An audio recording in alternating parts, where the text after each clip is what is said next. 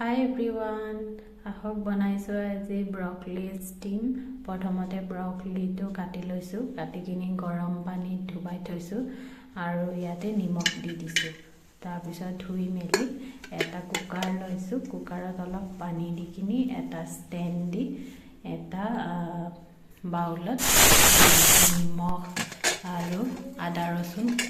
জলকীয়া নহয় জালুক অলপ খুন্দি ইয়াতে দি দিছো তাৰ পিছত দুটামান হুইসেল মাৰিব দি কিনি অলপ ঠাণ্ডা হ'ব দি উলিয়াই দিলো আগফালে বনাই আছো বিলাহী চাটনি এফালে লৈছো দুটা বিলাহী আৰু ৰসুন কেটামান আৰু জলকীয়াটো আপোনাৰ জ্বলা যিমান খাব পাৰে ইমান ল'ব মোৰ জলকীয়া ইমান জ্বলা নাই কাৰণে মই 4টা লৈছো তাৰ পিছতে ইয়াতে পাৰিলে মানে আপুনি কাৰি পাত্তা দি দিব